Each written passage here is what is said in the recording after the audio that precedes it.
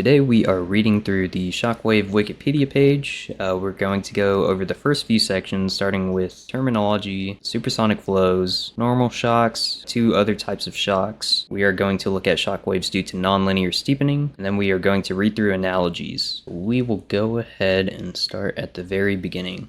In mechanics, specifically acoustics, a shockwave or shock is a type of propagating disturbance that moves faster than the local speed of sound in the medium. Like an ordinary wave, a shockwave carries energy and can propagate through a medium, but is characterized by an abrupt, nearly discontinuous change in pressure, temperature, and density of the medium. For the purpose of comparison, in supersonic flows, additional increased expansion may be achieved through an expansion fan, also known as a Prandtl-Meyer expansion fan. The accompanying expansion wave may approach and eventually collide and recombine with the shock wave, creating a process of destructive interference. The sonic boom associated with the passage of a supersonic aircraft is a type of sound wave produced by constructive interference. Unlike solitons, another kind of nonlinear wave, the energy and speed of a shock wave alone dissipates relatively quickly with distance. When a shock wave passes through matter, energy is preserved but entropy increases.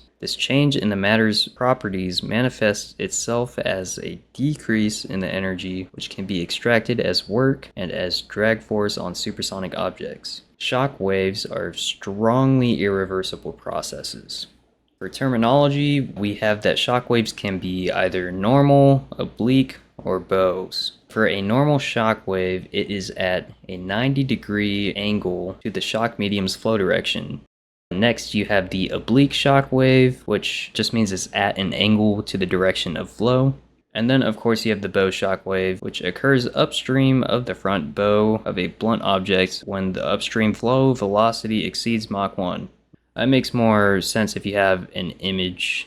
I'm sure we will see one later. Now, some other terms we have the shock front and the contact front.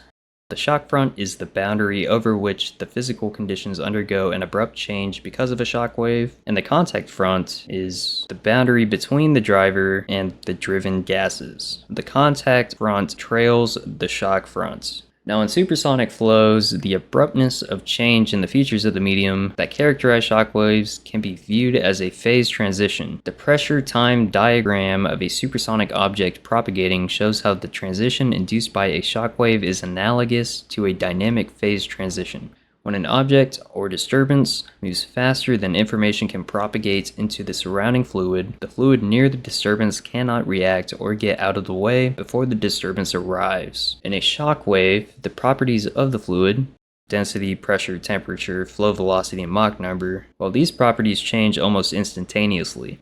Measurements of the thickness of shock waves in air have resulted in values around 200 nanometers, which is about 10 to the negative 5 inches. This is on the same order of magnitude as the mean free path of gas molecules. In reference to the continuum, this implies the shock wave can be treated either as a line or a plane if the flow field is either two-dimensional or three-dimensional respectively. So if we are looking at two-dimensional applications, we would treat it as a line. If we are looking at three-dimensional applications, we would treat it as a plane. And again, that's due to the very thin nature of these shock waves. Shock waves are formed when a pressure front moves at supersonic speeds and pushes on the surrounding air. At the region where this occurs, sound waves traveling against the flow reach a point where they cannot travel any further upstream, and the pressure progressively builds in that region. A high-pressure shock wave rapidly forms. Shock waves are not conventional sound waves. A shock wave takes the form of a very sharp change in the gas properties. In air, shock waves are heard as a loud crack or snap noise. Over longer distances, a shock wave can change from a non-linear wave into a linear wave, degenerating into a conventional sound wave as it heats the air and loses energy. The sound wave is heard as the familiar thud or thump of a sonic boom, commonly created by the supersonic flight of aircraft. Shockwave is one of several different ways in which a gas in a supersonic flow can be compressed. The method of compression of a gas results in different temperatures and densities for a given pressure ratio, which can be analytically calculated for a non-reacting gas. A shockwave compression results in a loss of total pressure, meaning that it is a less efficient method of compressing gases for some purposes, for instance in the intake of a scramjet. A scramjet is a supersonic combustion ramjet, and we can read about that later. The appearance of pressure drag on supersonic aircraft is mostly due to the effect of shock compression on the flow. Now we will read about the different types of shocks, starting with normal shocks. In the elementary fluid mechanics utilizing ideal gases, a shockwave is treated as a discontinuity where entropy increases abruptly as the shock passes. Since no fluid flow is discontinuous, a control volume is established around the shockwave with the control surfaces that bound this volume parallel to the shockwave. In this instance, you would have one surface on the pre-shock side of the fluid medium, and you would have one on the post-shock side. The two surfaces are separated by a very small depth, such that the shock itself is entirely contained between them. Again, these shocks are very thin. As such, control surfaces, momentum, mass flux, and energy are constant.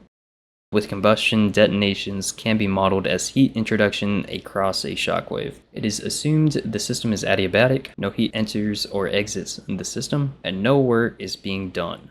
The Rankine-Hugoniot conditions arise from these considerations. Taking into account the established assumptions, in a system where the downstream properties are becoming subsonic, the upstream and downstream flow properties of the fluid are considered isentropic. Since the total amount of energy within the system is constant, the stagnation enthalpy remains constant over both regions. However, entropy is increasing. This must be accounted for by a drop in stagnation pressure of the downstream fluid.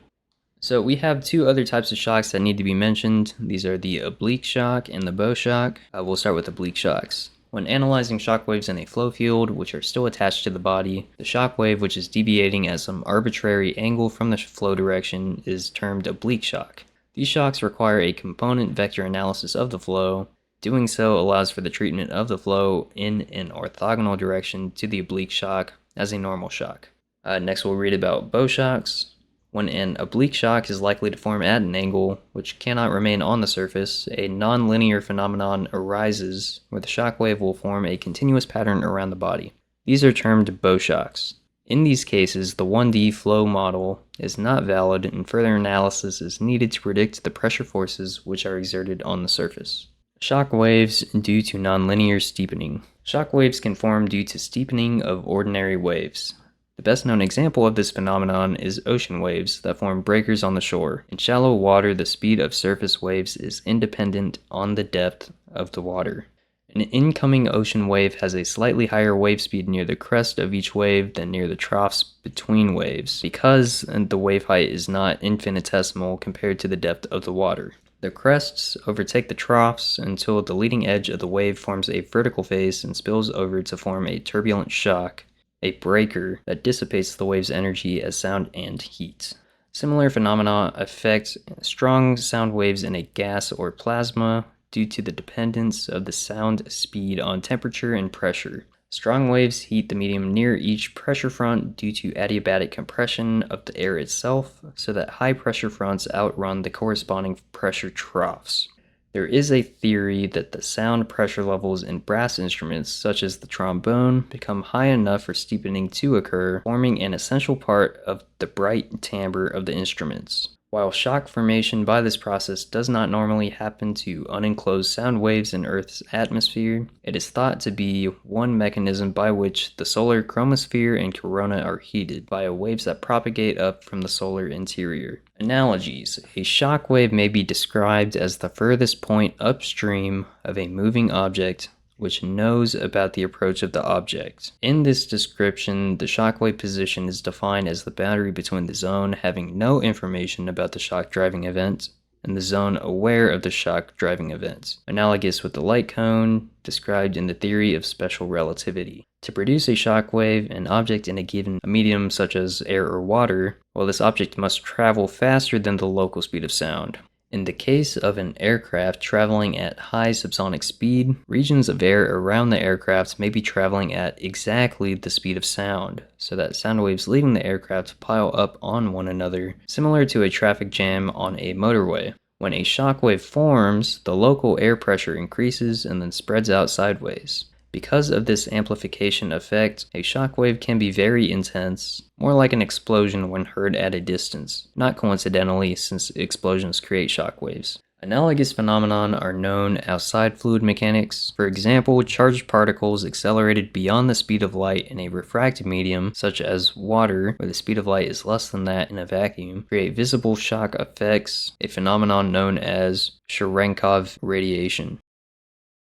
This is some fascinating stuff. It's probably my favorite topic of study.